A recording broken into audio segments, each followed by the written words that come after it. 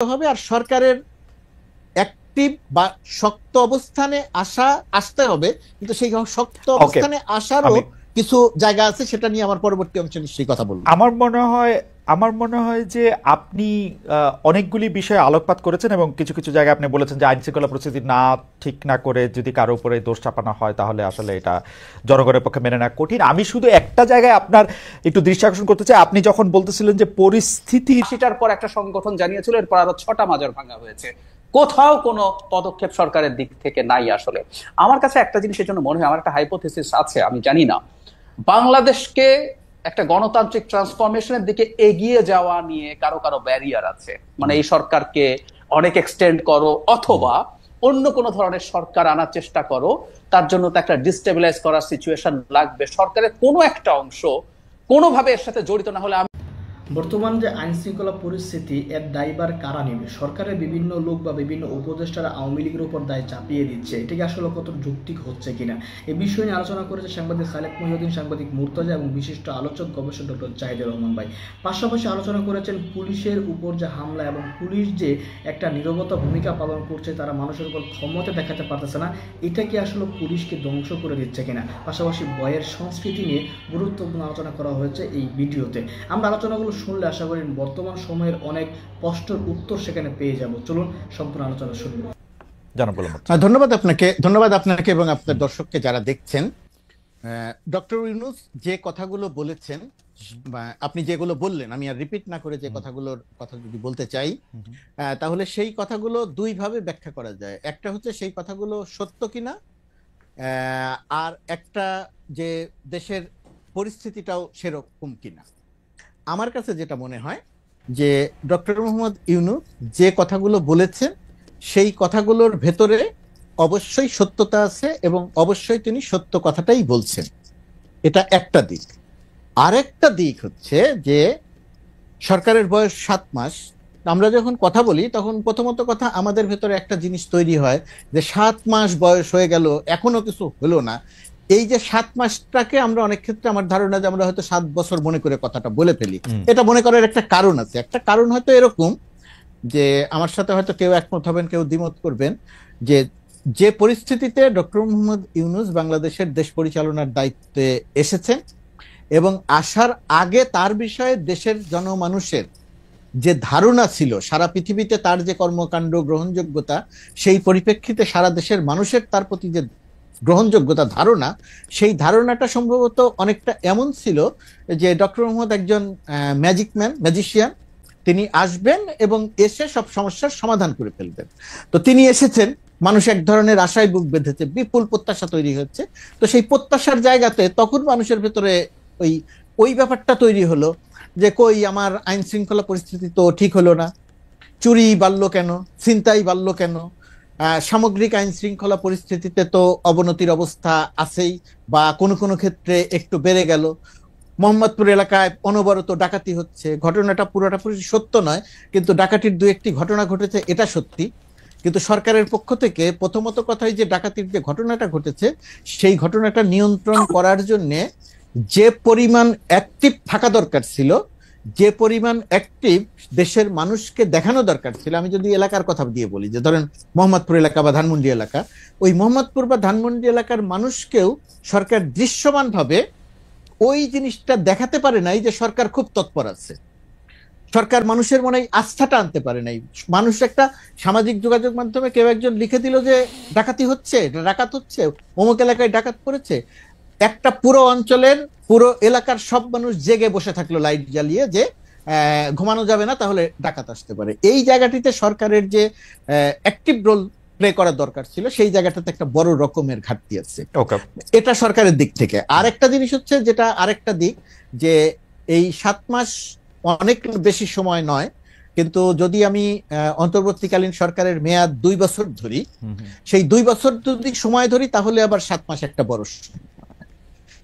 এখন এই সময়ের একই সঙ্গে সরকারের প্রথম অংশের আমি যেটা বললাম, যে সরকার অ্যাক্টিভ থেকে যে কাজগুলো করা দরকার ছিল, সেই জায়গায় সরকারের একটা দুর্বলতা আছে। দুর্বলতার কিছু কারণ আছে। পুলিশ না থাকা, আইন শৃঙ্খলা পরিস্থিতি যারা নিয়ন্ত্রণ করবে তাদের মনোবল একেবারে শূন্য হয়ে যাওয়া, সেনাবাহিনীর সঙ্গে পুলিশের সমন্বয় করে কাজ করার কথা। সেনাবাহিনী সংখ্যায় যা আছে, সেনাবাহিনী আইন শৃঙ্খলা রক্ষার কাজে বাংলাদেশের 53 বছরের বাংলাদেশে কখনোই কোনো দক্ষতার পরিচয় দিতে পারেনি। এখন এসে পুলিশের সঙ্গে পুলিশের সংখ্যা কম থাকায়, পুলিশ অ্যাক্টিভ না থাকায় সেটা তাদের আরো হিমশিম খেতে হচ্ছে। এটা হচ্ছে একটা বাস্তবতা। আর ডক্টর ইউনূসের যে কথা, আওয়ামী লীগ করছে, আওয়ামী লীগের দোসররা করছে, স্যাবোটাজ করার ক্ষেত্রে আওয়ামী লীগ যদি সফল হয়ে যায় তাহলে সরকার ব্যর্থ কিনা। আমি সরকারকে ব্যর্থ বলি না, কোনো অবস্থাতেই ব্যর্থ বলি না, কিন্তু একথা সত্যি যে আওয়ামী লীগ বা আওয়ামী ভাবাপন্ন লোকজন সরকারের ভেতরে, প্রশাসনের বাইরে, বিদেশে নানাভাবে আছে। তাদের একটা ব্যাপার এই জায়গাটিতে আছে, তারা একটা কাজ করছে, সোশ্যাল মিডিয়াতেও তার একটা প্রতিফলন দেখা যায়। কিন্তু সমস্যা যে জায়গাটাতে, আপনি যদি পরিস্থিতির উন্নয়ন করতে না পারেন, আপনি যদি দেশের মানুষের মনে এই আস্থা ঢোকাতে না পারেন, অর্জন করতে না পারেন যে আইন শৃঙ্খলা পরিস্থিতির উন্নতি হচ্ছে, আর তার সেটা না করে আপনি যদি খালি বলেন যে আওয়ামী লীগ করছে, তার দোসররা করছে, চক্রান্ত হচ্ছে, হাজার হাজার কোটি টাকা খরচ হচ্ছে, সবকিছু সত্যি, কিন্তু মানুষ যদি দৃশ্যমানভাবে শঙ্কায় থাকে, মানুষ যদি দৃশ্যমানভাবে মনে করে যে তার নিরাপত্তা নিয়ে একটা বিঘ্নিত আছে, একজন নারী যদি মনে করে যে সে রাস্তায় ঠিক মতো বের হতে পারবে না, এই জায়গাটা যদি তৈরি হয়, তখন ওই যে ওই অভিযোগটা নিয়ে মানুষ আসলে এক ধরনের বিক্ষুব্ধ হয় বা মানুষ বিরক্ত হয় যে ভাই বুঝলাম ওইটা হয়েছে, তো আপনি কি করলেন, আপনি কেন করতে পারছেন না। তো বাংলাদেশের সামগ্রিক পরিস্থিতিটা হয়ে গেছে ওই রকম। তো এরকম একটা জায়গা থেকে বের হওয়ার জন্য আমার ধারণা যে প্রক্রিয়াতে চলছে আর একটু সময় দিতে হবে, আর সরকারের অ্যাক্টিভ বা শক্ত অবস্থানে আসতে হবে। কিন্তু সেই শক্ত অবস্থানে আসারও কিছু জায়গা আছে, সেটা নিয়ে আমার পরবর্তী অংশে নিশ্চয়ই কথা বলবো।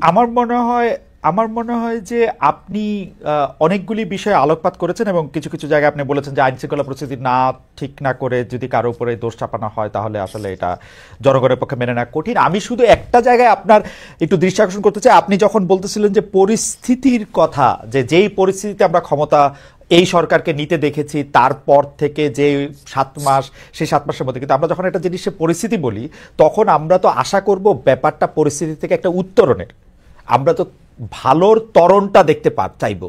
কিন্তু আমরা কি আসলে ভালোর ত্বরণ দেখতে পাচ্ছি নাকি ভালোর মন্দন বা খারাপের ত্বরণ দেখতে পাচ্ছি?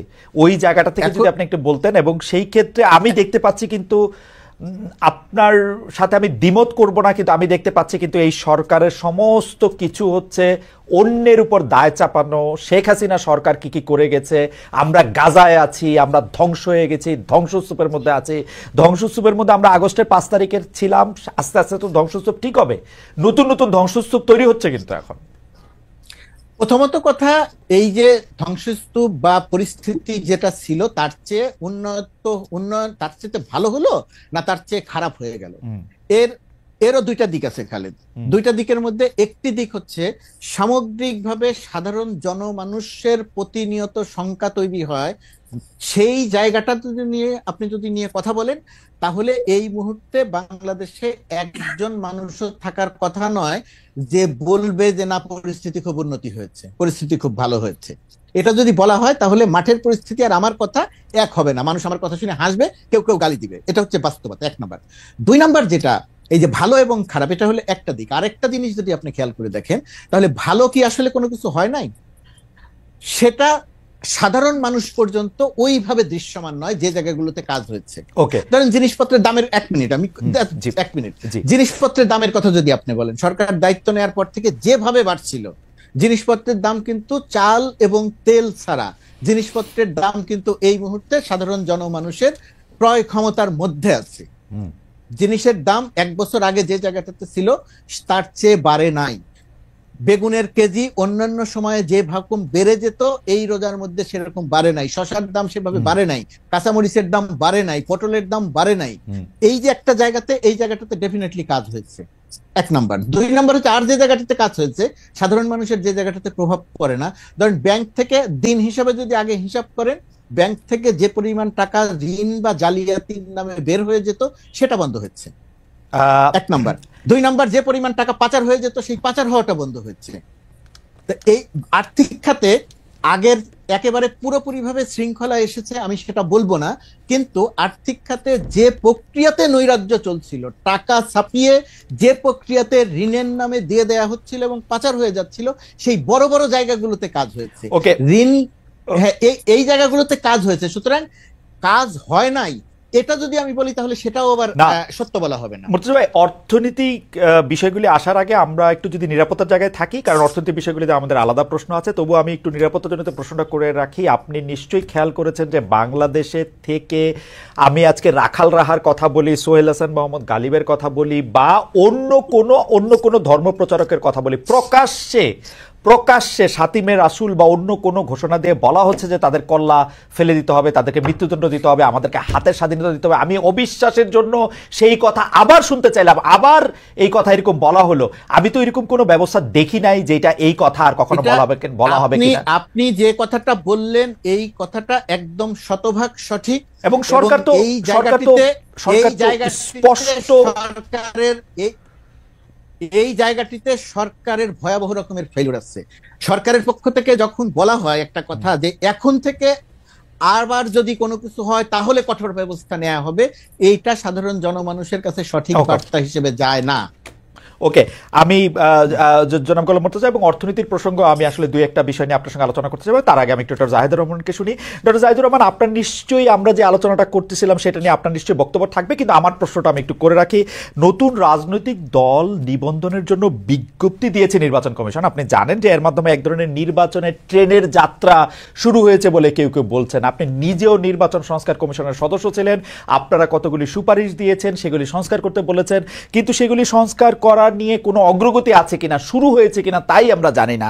এই সংস্কারের আগেই যে একটা নির্বাচনের কথা হচ্ছে, সে তাহলে সংস্কারটার আসলে কি হবে? পাশাপাশি আমি আরেকটি প্রশ্ন করে রাখতে চাই যে এই যে নতুন রাজনৈতিক দল, সেই নতুন রাজনৈতিক দলের নেতারা বলছেন, সাবেক উপদেষ্টা নাহিদ ইসলাম, জনাব সার্জিস, তারা বলছেন যে শেখ হাসিনার বিচার না করা পর্যন্ত নির্বাচনের কথা যারা মুখে আনবে, মুখেও আনতে পারবে না, মানে আরো কি জানি ভয়ঙ্কর করে বলছেন। এখন আপনি নির্বাচনের কথা মুখে আনতেছেন কিনা সেটাও যদি একটু আমাদেরকে বলেন। হ্যাঁ, ধন্যবাদ। আমি মুখে আনছি, আমি আনার পরও তাদের বক্তব্য নিয়ে কথা বলবো। তার আগে আইন শৃঙ্খলা নিয়ে দু তিনটা পয়েন্ট একটু যোগ করি। মুর্তজা ভাই খুব রাইটলি বলেছেন এবং আপনিও যে কাউন্টার অপিনিয়ন দিয়েছেন, I agree with that as well. আমি দুটো এক্সাম্পল দিই। সপ্তাহখানেক বা 7-8 দিনই হবে আগে গুলশানে একটা বাড়িতে তাণ্ডব চালানো হলো ঘোষণা দিয়ে। মানে ওনারা যাচ্ছেন, ওখানে টিভি চ্যানেল ছিল, মানে শুধুমাত্র ব্যক্তি লাইভ করেছে তা না, টিভি চ্যানেল লাইভ করেছে, রটিয়ে দেয়া হলো এটা জনাব এইচটি ম্যামের সন্তানের বাড়ি। পরে দেখা গেল তা না, এটা আসলে তার সাবেক স্ত্রীর বাড়ি, যাদের অনেক আগে ডিভোর্স হয়েছে। সেটা সরিয়ে রেখে ধরে নিলাম এটা সম্ভবত নাম তানভীর ইমাম, ধরে নিলাম এটা তানভীর ইমামের বাড়ি। তো কেউ একজন ঘোষণা করছে ওই বাড়িতে গিয়ে ওখানে আওয়ামী লীগের দোসররা লুকিয়ে আছে, অনেক টাকা রাখা আছে, তারা এই অধিকার পেয়ে যায় লাইভ করে ওখানে তাণ্ডব চালাতে পারে। এবং একটা পর্যায়ে ওই লাইভেই দেখা যায় পুলিশ এবং সেনাবাহিনী ওখানে গিয়ে হাজির হয় এবং তারা তাদের সামনে স্লোগান দিতে দিতে বেরিয়ে যায়। লাইভে দাঁড়িয়ে সোকল্ড চালক লীগের একজন কথা বলছে। মানে খেয়াল করি, ঢাকা শহরে গুলশানের মতো একটা জায়গায় এই ঘটনা ঘটলো। মানে এই প্রশ্ন খুব অনিবার্যভাবেই আসে, দেশে কি সরকার আছে? আচ্ছা, নাম্বার 2, ওড়না নিয়ে যে ঘটনাটা ঘটলো, তখন যে যৌন হয়রানি যে ভদ্রলোক করেছেন তাকে যখন থানায় নিয়ে গেল, সারা রাত থানার মধ্যে কিছু মানুষ ছিলেন, তারা লাইভ করেছেন, তারা পুলিশকে রীতিমতো হেনস্থা করার চেষ্টা করছেন। এবং ওই লাইভে আমরা দেখছি, আমি রাত জেগে লাইভ দেখছিলাম, ভিডিও একটার পর একটা আসছিল, ওই নারীকে ধরে আনতে হবে এবং তার বিরুদ্ধে মামলা দিতে হবে। পরবর্তীতে কি হলো আমরা জানি, একটা পুলিশ স্টেশনে ঢাকা শহরে কিছু মানুষ গিয়ে পুলিশকে ধমকাচ্ছে এবং এই কাজ করতে হবে ওই কাজ করতে হবে বলছে। দেশে তো সেনাবাহিনীও আছে, এই লোকগুলোকে সরকার থানা থেকে বের করার কোন রকম কোনো ব্যবস্থা নেয়নি কেন? মানে থানা হচ্ছে সরকার, আমরা এভাবে যদি বলি, মানে সরকার একটা খুব গুরুত্বপূর্ণ ইউনিট। অ্যাবসলিউটলি। আর ওখানে বসে লাইভ হচ্ছে, ঘন্টার পর ঘন্টা, সারা রাত হয়েছে। মানে একটা সরকার তার এক্সিস্টেন্স দেখাতে হয়। খুব চমৎকার ভাবে মুর্তজা ভাই বলছেন যে মোহাম্মদপুরের মানুষকে এটা দেখাতে হবে। আসলে আমাদের এটা দেখতে হবে যে সরকার কাজ করছে, সরকার পদক্ষেপ দিচ্ছে, সরকারের পদক্ষেপগুলো ব্যর্থ হতে পারে কিন্তু তার পদক্ষেপগুলো নেয়ার চেষ্টা আছে। আমরা কোনো চেষ্টা কোথাও দেখিনি। ধরুন এর পরবর্তীতে এর দুদিন আগে দুজন আপনি আপনি একটা উদাহরণ দেওয়ার আগে আমি ছোট্ট করে কি একটু জানতে পারি যে আপনার হাইপোথিসিসটাও নিশ্চয়ই আপনি বলবেন যে সরকার এটা করতেছে না কেন? মানে আপনি বলতেছেন যে থানা যেটা আসলে বিচারালয়ের এক্সটেন্ডেড হ্যান্ড, সেই জায়গার মধ্যে গিয়ে আপনি দাঁড়ায় আসেন, বলতেছেন, লাইভ করতেছেন, মুন্ডুপাত করতেছেন সরকারের, বা যেটা এটা ভুল খারাপ সেটা আমি জানি না, সরকার তাদের বিরুদ্ধে কোনো ব্যবস্থা নিতেছে না। প্রকাশ্যে আরো 10টা ঘোষণার কথা আমি বলতে পারি, রাখাল রাহা, সোহেল হাসান কালিবরা ক্রমাগতভাবে মাপ চাইও পার পাচ্ছেন না। মানে কি সরকারটা কই আসলে? সরকার নাই আসলে, এবং সরকার নাই আসলে এখন এই প্রশ্নগুলো এসে দাঁড়াবে। আমরা দীর্ঘদিন থেকে এটা এখনো সরকারের যে ক্রিটিক করছি, আসলে আমরা এই সরকারকে ওন করেই করছি, কিন্তু সরকার আসলে সরকার হয়ে ওঠে। মানে আমি প্রায় এভাবে বলি, বাংলায় আমরা না এটাকে শাসন বিভাগ বলি, বাংলায় এভাবে বলি। সো তাকে তার শাসনটা দেখাতে হবে আইনের চৌহদ্দির মধ্য থেকে, এটা সবচেয়ে জরুরি ব্যাপার। দুজন নারীকে প্রকাশ্যে রাস্তায় বিভৎসভাবে পেটানো হলো, দীর্ঘদিন শোরগোল করার পর, যেই লোক এটা করেছে তার ছবি ঘুরে বেরিয়েছে না, তাকে দীর্ঘদিন শোরগোল করার পর গতকাল বা পরশু তাকে গ্রেফতার করা হয়েছে, তাই না? মানে এটা করতে হচ্ছে। একটার পর একটা মাজার ভাঙা হয়েছে, 86টা মাজার, আমি সংখ্যাটা হিসাব রাখি সেজন্য আমি বলতে পারি। এখন পর্যন্ত 86টা মাজার, 80টার পর একটা সংগঠন জানিয়েছিল, এরপর আরো 6টা মাজার ভাঙা হয়েছে। কোথাও কোনো পদক্ষেপ সরকারের দিক থেকে নাই আসলে। আমার কাছে একটা জিনিসের জন্য মনে হয়, আমার একটা হাইপোথিসিস আছে, আমি জানি না, বাংলাদেশকে একটা গণতান্ত্রিক ট্রান্সফরমেশনের দিকে এগিয়ে যাওয়া নিয়ে কারো কারো ব্যারিয়ার আছে। মানে এই সরকারকে অনেক এক্সটেন্ড করো, অথবা অন্য কোনো ধরনের সরকার আনার চেষ্টা করো, তার জন্য তো একটা ডিস্টেবিলাইজ করার সিচুয়েশন লাগবে। সরকারের কোনো একটা অংশ কোনোভাবে এর সাথে জড়িত না হলে আমি কোনো ব্যাখ্যা খুঁজে পাই না। গুলশানের মতো জায়গায়, যেখানে এত নিরাপত্তা এজেন্সি আছে, গোয়েন্দা সংস্থা আছে, এবং আমি ওই জায়গাটার খোঁজ নিয়ে দেখেছি ওর আশপাশে বিভিন্ন এম্বাসির অনেক ডিপ্লোম্যাটও থাকেন। মানে এটা একেবারে পরিকল্পনা করে দেখানো হলো বাংলাদেশ একটা স্টেটলেস অবস্থায় আছে, এখানে একটা মবক্রেসি চলছে, এই পরিস্থিতি তৈরি হচ্ছে। তো সরকারের কেউ না কেউ কোনো না কোনো ভাবে ইনভলভ না থাকলে তো এটা না। কিন্তু ডক্টর রহমান, আমার একটা প্রশ্ন আছে যে আপনার মানে এইটা আসলে বলতেই হয় যে আপনি মেধায়, প্রতিভায়, বিবেচনায়, বিশ্লেষণে অনেকখানি এগিয়ে, সেজন্য আপনার কাছে একটা ডিডাকশনের প্রশ্ন, যে আপনার কাছে কি মনে হয় না যে এই সরকার অজনপ্রিয় হইলে এই সরকারের সবচেয়ে বেশি ক্ষতি এবং লাভ হচ্ছে এই সরকারকে যারা বেশি সমালোচনা করতেছেন তাদের, অর্থাৎ বিএনপির অথবা জামাত অবশ্য সরকারকে এত সমালোচনা করতেছে না, বিএনপি করতেছে। সুতরাং সরকার যত অজনপ্রিয় হইতেছে বিএনপির তত লাভ, এরকম মনে হয় না? সমন্বয়কদেরকে যত বোকা দেখানো যাচ্ছে, যত মানে ওদের দেখাইতে হবে না, ওদের এমনিও একটু বোকা বোকা লাগতেছে, কিন্তু ঘটনা হচ্ছে যে এটাতে লাভ আসলে বিএনপির বা পরে যারা ক্ষমতায় আসবে, এরকম মনে হয় না? একদমই তাই। এটা একটা প্রবাবিলিটি, আমি এটাকে উড়িয়ে দিচ্ছি না, যে দেশে একটা আনস্টেবল সিচুয়েশন যদি তৈরি করা যায় তাহলে ইলেকশন সরকারকে দ্রুত দিতে হবে। এই হাইপোথিসিসটা logical, I agree with this. এটা একটা অপশন, এটা একটা ডিফারেন্সিয়াল ডায়াগনোসিস, আমরা মেডিকেলে যেভাবে ওয়ান অফ দ্য ডায়াগনোসিস এটা।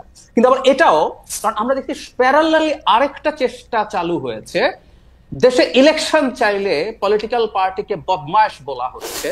খুব গুরুত্বপূর্ণ একজন পাবলিক ইন্টেলেকচুয়াল বদমাশ শব্দটা ব্যবহার করেছেন। তারা ক্ষমতায় যাওয়ার জন্য বসে আছে, 15 বছর এক দল খেয়েছে, আরেক দল 15 বছর খাবে। কিভাবে এখন ইলেকশন হয়, কিভাবে 3 বছর 4 বছর, এখন টাইম ফ্রেম বলা শুরু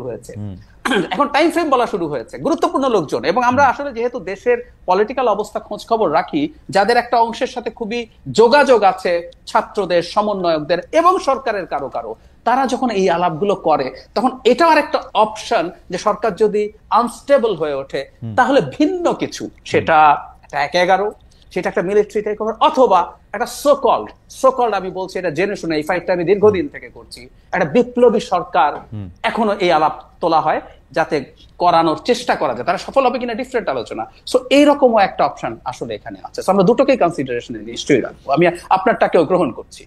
আমি শেষ আপনার কাছ থেকে একটু মন্তব্য আশা করতেছিলাম যে আপনি যখন শেখ হাসিনার বিচার করার আগে কেউ নির্বাচনের কথা মুখে আনলে ওইটা যদি আপনি একটু বলেন যে তারপর আপনি কোন মুখে আনতেছেন শেখ হাসিনার বিচার ছাড়াই ইলেকশনের কথা।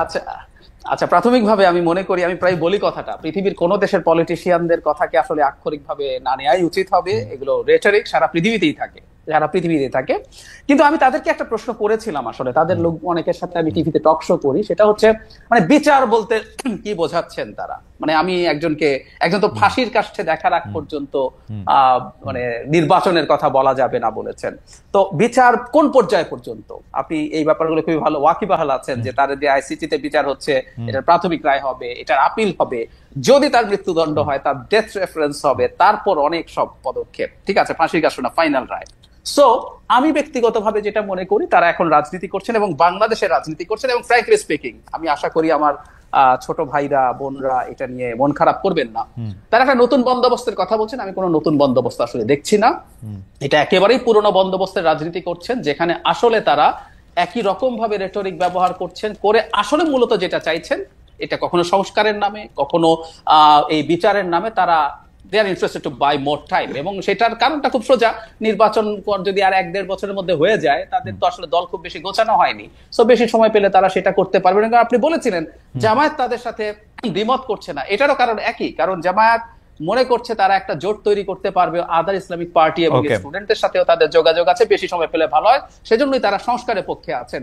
আমি যদি সুযোগ হয় আমি সেই আলাপ করব যে আমি আসলে নতুন কোন বন্দোবস্তের কথা যখন বলছে আমি সেটা দেখছি না। আমি আপনাকে এই আলাপের মধ্যে একটু নিয়ে আসবো। আমি শুধু প্রস্তাবনাটা বলে রাখি, সেটা হচ্ছে আপনি কোনো নতুন বন্দোবস্ত দেখতে পাচ্ছেন না। সেখানে আমার হাইপোথিসিস হচ্ছে নতুন বন্দোবস্ত দেখার আগেই তাদেরকে আসলে খুব বেশি কর্নার্ড করা হচ্ছে। আপনি যদি বয়ানগুলি দেখেন, বিশেষ করে হচ্ছে বিএনপি বা তাদেরকে যারা বেশি অপছন্দ করে, আপনি প্রথমে এটাকে ছাত্র জনতার মানে বৈষম্য বিরোধী ছাত্রদের আন্দোলন, পরে এটা ছাত্র জনতার আন্দোলন, পরে ছাত্র শব্দটাকে আরো একটু কমিয়ে কমিয়ে বলা, আপনি এইসব নিউজ গুলির সাথে পরিচিত, এই অরওয়েলিয়ান এই ব্যাপারগুলির সাথে আপনি পরিচিত, যে কিভাবে নাম মুছে দেয়া যায়। আপনি যখন দেখবেন যে যারা জীবনের ঝুঁকি নিয়ে এই কাজগুলি করতে থাকলো, তাদের নাম মুছে নেওয়ার প্রক্রিয়া যখন শুরু হয়েছে, তখন তারা ফাইট ব্যাক করেছে কিনা, এবং আগেকার রাজনৈতিক বন্দোবস্তই ঠেলে ধাক্কিয়ে তাদেরকে নতুন রাজনৈতিক বন্দোবস্ত না করতে দিচ্ছে কিনা, আপনার হাইপোথিসিসটা আমরা শুনবো। আমি মানে প্রস্তাবনাটা বলে রাখলাম, আমি আর কোশ্চেন রিপিট করবো না। আমি গোলাম মুর্তজা ভাই থেকে এসেই আবার আপনার কাছ থেকে আসবো। মুর্তজা ভাই, আপনি নিশ্চয়ই আলাপটা শুনলেন। আমি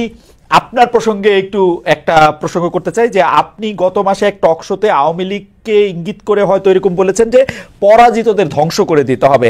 এই পরাজিত বা যুদ্ধ তে আসলে কে জয়ী কে পরাজিত, আমরা যদি এই দার্শনিক আলাপের মধ্যে নাও যাই, আমার শুধু একটা সরল প্রশ্ন, আপনি যখন বলছেন যে পরাজিতদের ধ্বংস করে দিতে হবে, আপনার বক্তব্যকে যেহেতু অনেকে শোনেন, মানেন, এবং আপনি গুরুত্বপূর্ণ এখন সরকারেরও একটা অংশ বটে, এইটা মনে কইরা ধরেন আমাকে পরাজিত বলে একটা মাইর দিয়া এইটা সম্ভব কিনা, বা যে কোনো কাউকে লেবেলিং করা সম্ভব কিনা, আজকে ডক্টর রহমানকে বলা সম্ভব কিনা যে না উনি পরাজিত সুতরাং ওকে ধ্বংস করে দিতে হবে, এটা বলা সম্ভব কিনা।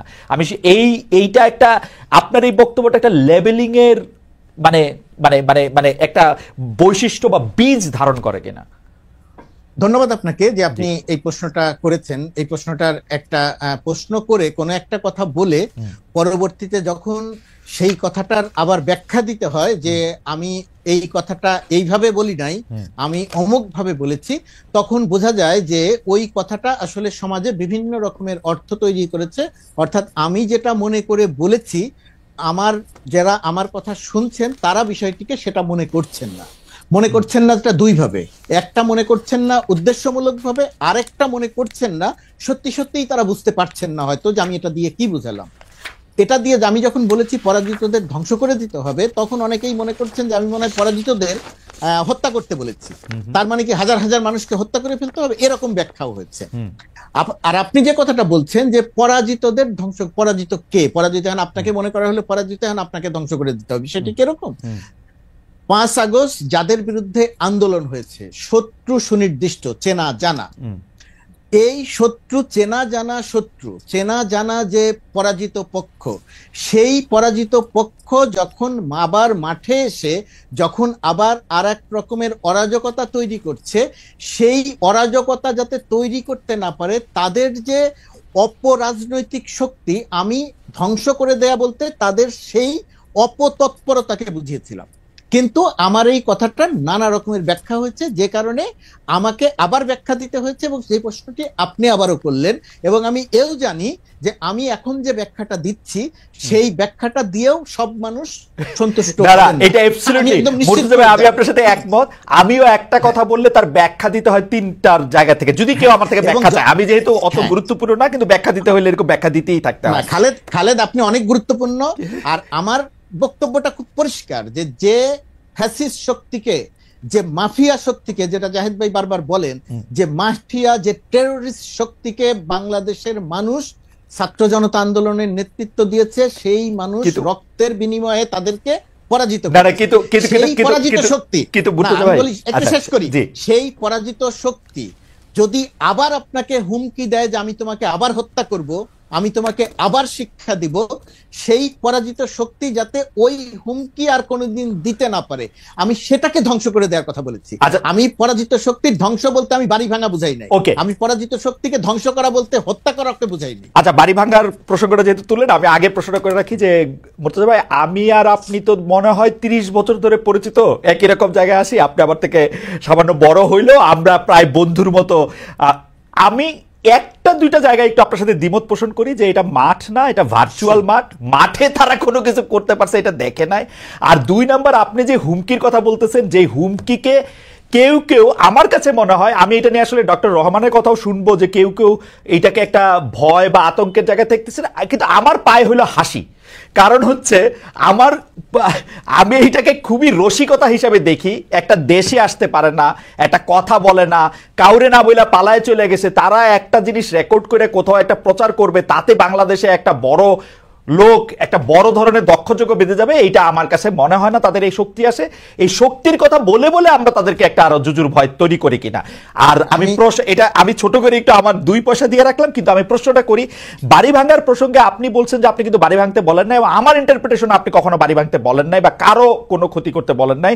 কিন্তু এই সরকারে থাকা বা এই সরকারকে যারা নিয়োগ দিছে বলে সরকার প্রধান বলতেছে, তাদের মধ্যে অনেকে ঘোষণা দিয়ে বাড়ি ভাঙতে যাইতেছে যেন পিকনিক করতে যাচ্ছে, এইটার মধ্যে প্রতিশোধ নিতে যাচ্ছে যেন এটা করতে যাচ্ছে।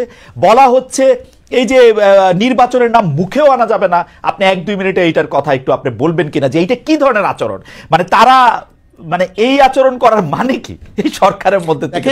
দেখেন, একটা সরকারের, এই সরকার আমাদের পূর্বে আমরা যে সমস্ত সরকার দেখেছি, আর সেই সরকার আর এই সরকারের মধ্যে তো একটা বড় রকমের একটা পার্থক্য আছে।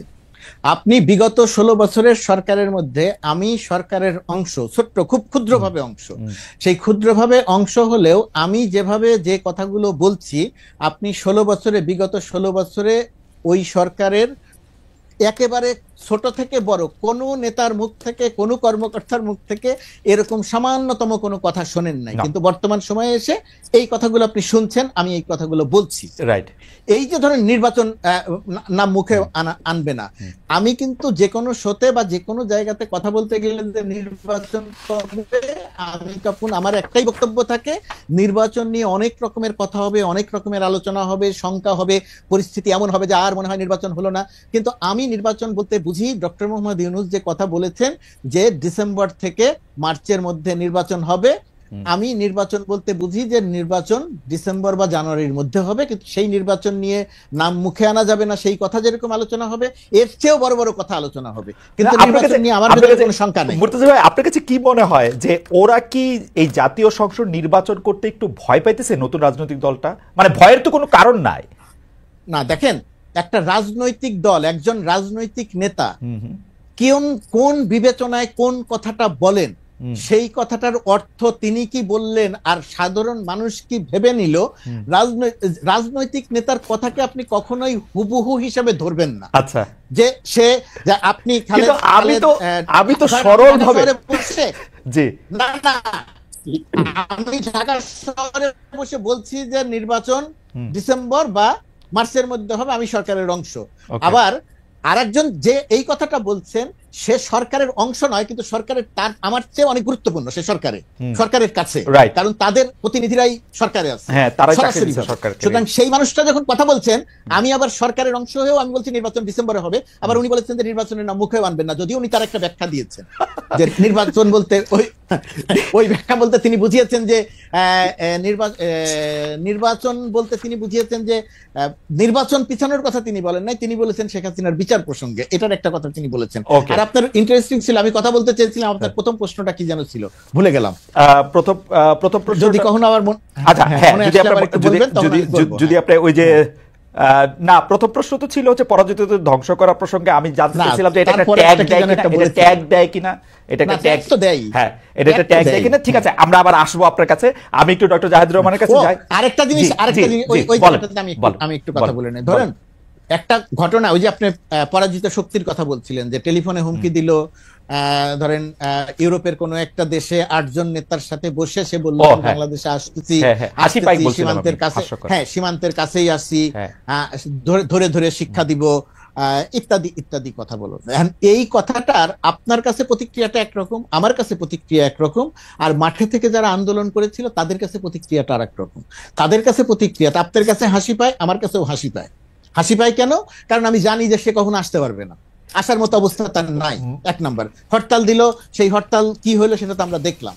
কিন্তু যে মানুষগুলো মাঠে থেকে আন্দোলন করেছিল, ধরেন 4 তারিখে আমি যখন আমার অফিসের 6 তলায় দাঁড়িয়ে দেখছিলাম যে পুলিশ প্রথমে আসলো, পুলিশ পিছিয়ে গেল, পরে ছাত্রলীগ যুবলীগ অস্ত্র নিয়ে গুলি করতে করতে আসলো, আমাদের চোখের সামনে 4 থেকে 6 জনকে দেখলাম পড়ে গেল।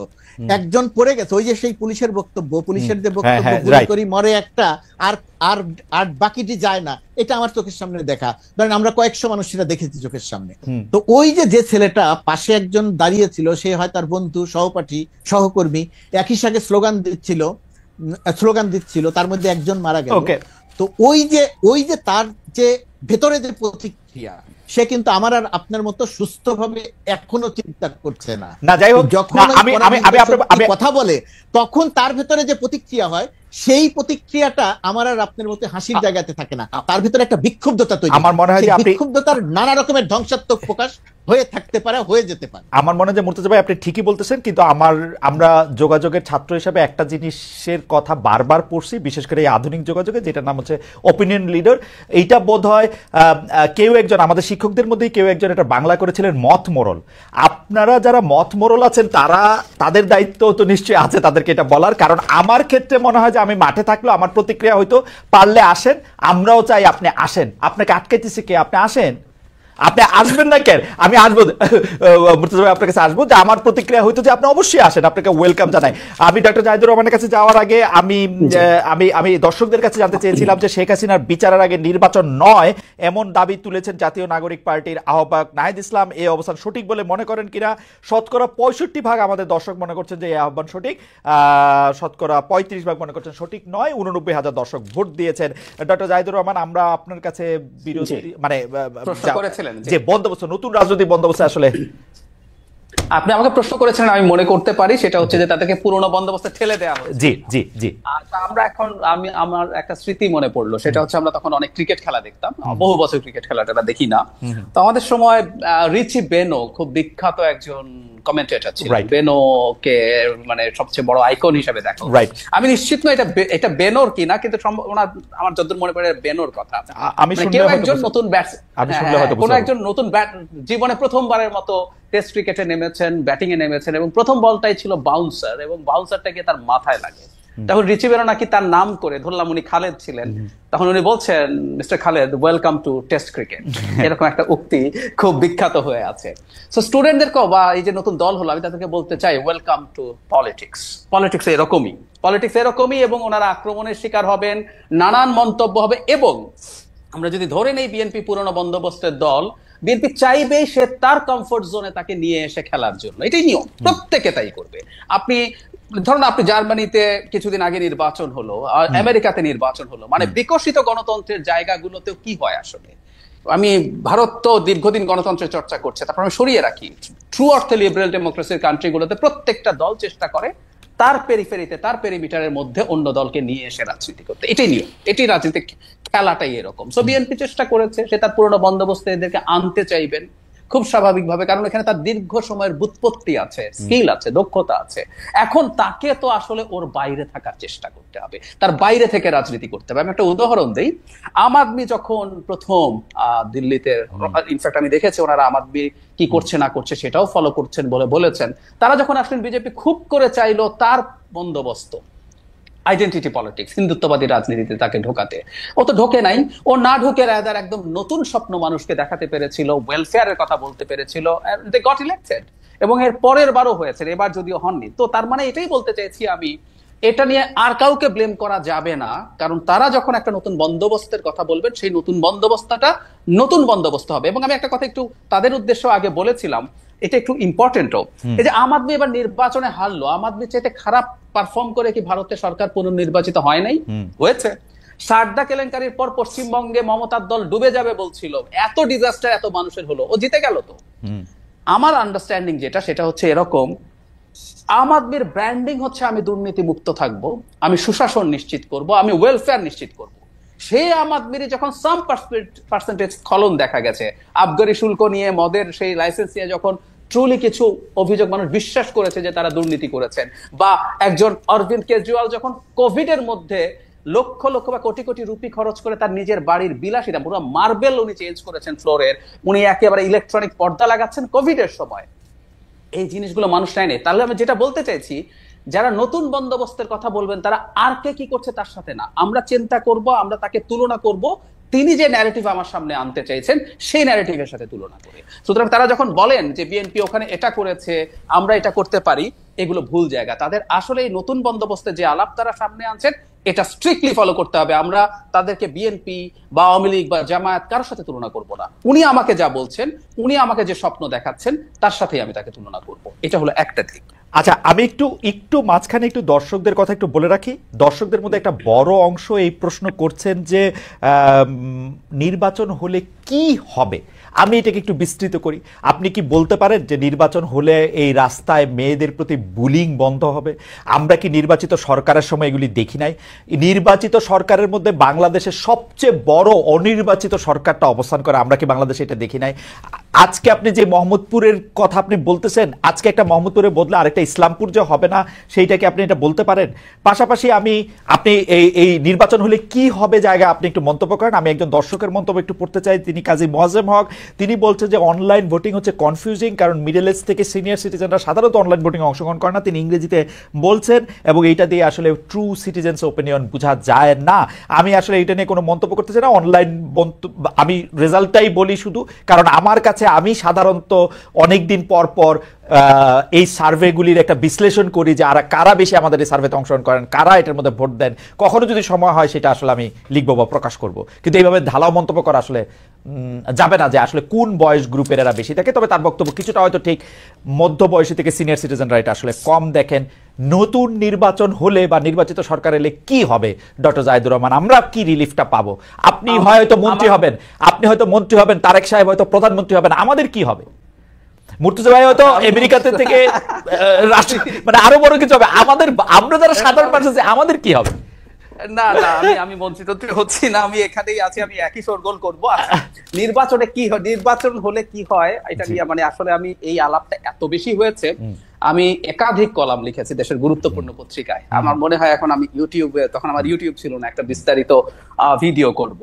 নির্বাচিত সরকার যদি, এই জায়গাটা খুব ইম্পর্টেন্ট, যদি তার সামনে একটা নির্বাচন দেখে, এটা কন্ডিশন কিন্তু, তাহলে বহু কিছুই সে করে উঠতে পারে না তার অনিচ্ছা হলেও। আমি দুটো সরকারের কথা বলি, 2001-এর বিএনপি সরকার আর 2008-এর আওয়ামী লীগ সরকার। এই দুটো সরকার ভালো নির্বাচনের মাধ্যমে নির্বাচিত, যদিও 8কে অনেকে প্রশ্ন করেন, আমি ছাড় দিলাম। এই দুটো সরকারও কিন্তু ভালো ছিল না। আমাদের 91-96 দুটো সরকার কিন্তু তুলনামূলকভাবে ভালো ছিল। আচ্ছা, এই দুটো সরকার ভালো ছিল না কেন? আমি মনে করি গণতান্ত্রিক বা নির্বাচনী গণতন্ত্রের মধ্যে একটা ফ্রি ফেয়ার ক্রেডিবল ইলেকশন কিন্তু একটা ডেটারেন্ট হিসেবে কাজ করে। 2001-এর বিএনপি সরকারটা ওই সময়কার মানদণ্ডে আওয়ামী লীগের পর যা করেছে তার সময়ের সাথে হিসাব করলে বিএনপির ওই সরকারটা অসাধারণ ছিল, কিন্তু ওই সময়ের মানদণ্ডে প্রিভিয়াস সরকারগুলোর তুলনায় বিএনপি ভালো সরকার ছিল না। আমার আন্ডারস্ট্যান্ডিং হচ্ছে সেইবারও বিএনপি আসলে সামনে একটা ফ্রি ফেয়ার ইলেকশন দেখছিল না। কারণ আমাদের নিশ্চয়ই মনে আছে সুপ্রিম কোর্টের বিচারকদের বয়স বৃদ্ধি করে তত্ত্বাবধায়ক সরকার তাদের পছন্দসই একজন হবেন, এই ধরনের একটা পরিস্থিতি তৈরি হয়েছিল। সুতরাং আপনি যখন নির্বাচন দেখছেন না তখন আপনার চরিত্রের স্খলন হয়। একই কথা আওয়ামী লীগের 8 সালের ক্ষেত্রে আমি বলবো, সেই সরকারটা মোটা দাগে যদি ধরে নিয়ে সুষ্ঠু নির্বাচনে নির্বাচিত হয়েছে, কিন্তু সে জানতো আমি আসলে তত্ত্বাবধায়ক সরকার বাতিল করে দিতে যাচ্ছি, এবং 11 সালে যখন সংবিধান সংশোধন করে সেটা করা হলো, আমরা দেখলাম সেই সরকারটা কি হয়ে গেল। একটা নির্বাচিত সরকার যদি সামনে নির্বাচন দেখে, আমি সবসময় এই শর্তটা যোগ করি, তাহলে না সে চাইলেও অনেক কাজ করে উঠতে পারে না। একটা উদাহরণ দেই, নারীর ভোট লাগবে তো, নারীর ভোট লাগবে, এবং আরবান নারীদের অপিনিয়ন বিল্ডিং এর খুব বড় সুযোগ আছে।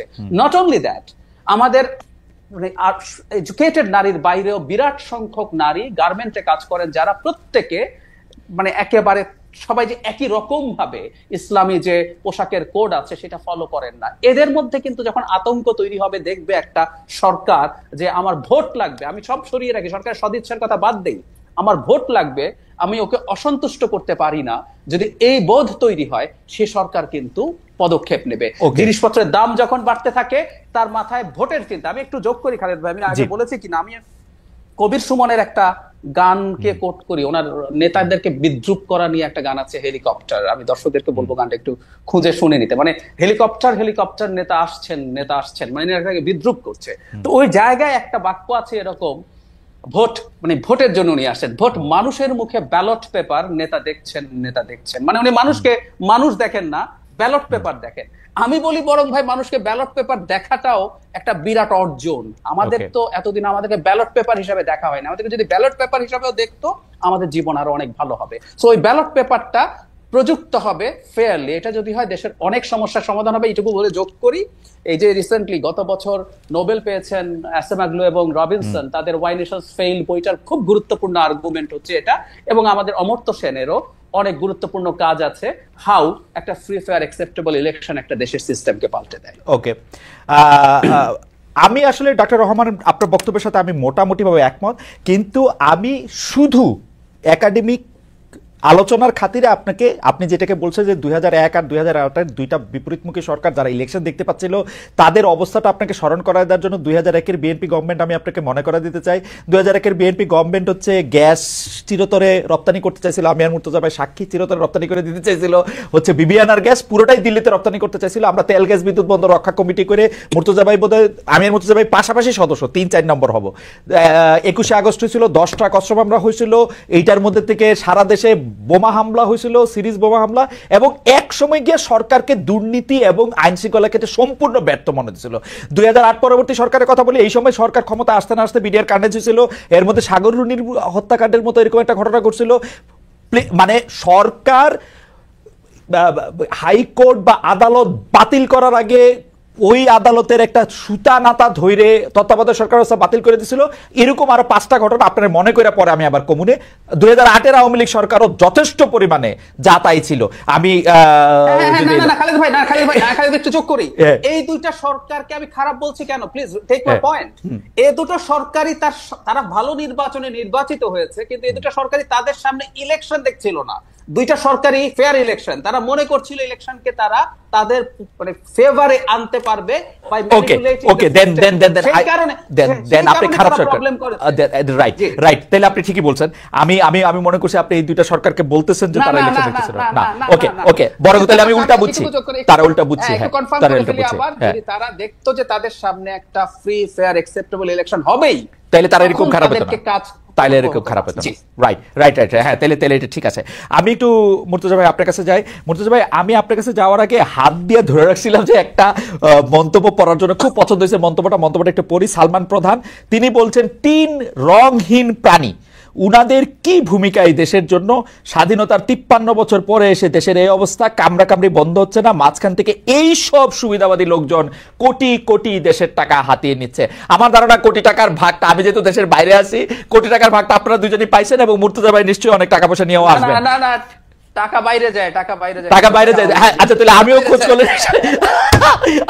করলে নিশ্চয়ই পাবো। কিন্তু আমি কোশ্চেনটা করে রাখি, জোকস অ্যাপার্ট, এটা হচ্ছে যে আমাদের একজন দর্শকদের মন্তব্য যে আমরা 3 জন রংহীন মানুষ। কিন্তু জাহেদের রং তো একটু বোঝা উচিত, জাহেদ খুব নির্বাচন চাইতেছে, জাহেদ কিন্তু খুব প্রো নির্বাচন, আর মুর্তজা ভাই তো সরকারের পক্ষে, মুর্তজা ভাইও রংহীন না। সুতরাং এটা একটা ভুল হয়েছে মনে হয়। যাই হোক, আমি মুর্তজা ভাই আপনার কাছে প্রশ্ন করতে চাই যে বিবিসি বাংলার সাক্ষাৎকারে আমাদের প্রধান উপদেষ্টা বললেন যে ভারতের সঙ্গে সম্পর্ক আমাদের খুব ভালো, কিন্তু ভারত থেকে বারবার সরাসরি বলা হচ্ছে নির্বাচিত সরকার না এলে সম্পর্কটা স্বাভাবিক হবে না। ভারত বাংলাদেশের বারবার নিরাপত্তা পরিস্থিতি, সংখ্যালঘু নিপীড়ন, অংশগ্রহণমূলক নির্বাচনের কথা বলছে। শেখ হাসিনার বা আওয়ামী লীগের পাশেই কি থাকছে ভারত? মানে আপনার বিশ্লেষণটা আসলে কি? এখানে আমি আমি আমি ভারতকে আমি যেভাবে দেখতে চাইতাম বা ভারতের খোঁজ খবর রাখি, আমি আমাদের কথা যেটা জায়েদ ভাই বললেন, আমাদের কলকাতার মমতা, সাউথে কি হয়, আমি মোটামুটি ভাবে একটা খোঁজ খবর রাখার চেষ্টা করি এবং ভারতের আমলাতন্ত্র, ভারতের পলিটিশিয়ান, এদেরকে জানার এবং বোঝার চেষ্টা করি। আমি এদেরকে নিয়ে মোটামুটি একটা উচ্চ ধারণা পোষণ করতাম। ভারতের গোয়েন্দা সংস্থার প্রতি আমার এক ধরনের উচ্চ ধারণা ছিল, কিন্তু এই বাংলাদেশের এবারের গণ অভ্যুত্থানের পরে ভারতের যে অবস্থান আমি দেখলাম, তো ভারত কেমন যেন সবকিছুতে একেবারে তালগোল পাকিয়ে ফেললো। ভারত যেন কোথাও কোনো কুলকিনারা পাচ্ছে না। ভারত একটা জাহাজে ছিল, হঠাৎ করে যে একটা ঝড় আসলো এবং সেই ঝড়ে জাহাজটা ডুবে গেল, ভারত সেই ঝড়ের কোনো পূর্বাভাস আগে থেকে পেল না। এরকম একটা অবস্থায় ভারত কেমন যেন এমন একটা মানে ইম্যাচিউর আচরণ করছে, অপরিপক্ক আচরণ। এটা কি হইতে পারে? আপনি আরো বেশি জানবেন, এটা কি হইতে পারে যে প্রফেসর ইউনূসকে একরকম সমর্থনই করে গেছে ভারত আসলে? মানে প্রফেসর ইউনূসের সরকারকে, যেমন শেখ হাসিনাকে বন্দী করে রাখছে ভারতে, আসতে দিতেছে না তো, নড়তেও দেয় না, আসতেও দেয় না, ছবিও তুলতে দেয় না। না, শেখ হাসিনা আসতে চাইলে আসতে দিবে, শেখ হাসিনা আসতে চায় না, শেখ হাসিনার আসার সেই সাহস নাই ভাই। শেখ হাসিনা জাতিসংঘের হিসাব অনুযায়ী কমপক্ষে 1400 মানুষকে হত্যা করে পালিয়েছে। তো এই 1400 মানুষকে হত্যা করে পালিয়েছে। শেখ হাসিনা আবার তখনই আসবে যখন এসে শেখ হাসিনা আবার 14,000 মানুষ হত্যা করার মতো শক্তি নিয়ে আসতে পারবে। তো সেই শক্তির আপাতত কোনো সম্ভাবনা নাই, সেই কারণে আসবে না। তো আপনার যে কথা যে ভারত শেখ হাসিনার পক্ষে, ভারতের এই রাজনীতির জায়গাটা আমি বুঝতে পারছি না। আপনি খেয়াল করে দেখবেন যে এখন পর্যন্ত ভারতের যে সংবাদ, ভারতের যে তথ্য, সেই তথ্যে 5 তারিখে যে শেখ হাসিনার পতন হচ্ছে, 4 তারিখে যে মোটামুটি ভাবে নিশ্চিত হয়ে গেছে, আমি আর আপনি যতটুকু জানি ভারত তো ঠিক ততটুকুই জানে, ভারতের চেয়ে বেশি কিছু জানে না। ভারতের থেকে বেশি কিছু জানে না, তার প্রমাণ হচ্ছে যে পুরো ঘটনায় সে আকস্মিকভাবে বলে না যে হতবিহম্বল হয়ে যাওয়া, কিং কর্তব্য বিমূঢ় হয়ে যাওয়া, ভারত সেই কিং কর্তব্য বিমূঢ় হয়ে গেছে। এখন ভারত এতদিন পর্যন্ত বলতো যে বাংলাদেশের নির্বাচন অভ্যন্তরীণ বিষয়, পররাষ্ট্র সচিবকে পাঠিয়ে দিত, এরশাদকে নিয়ে যায়, এরশাদকে বোঝাও সে যেন নির্বাচনে আসে।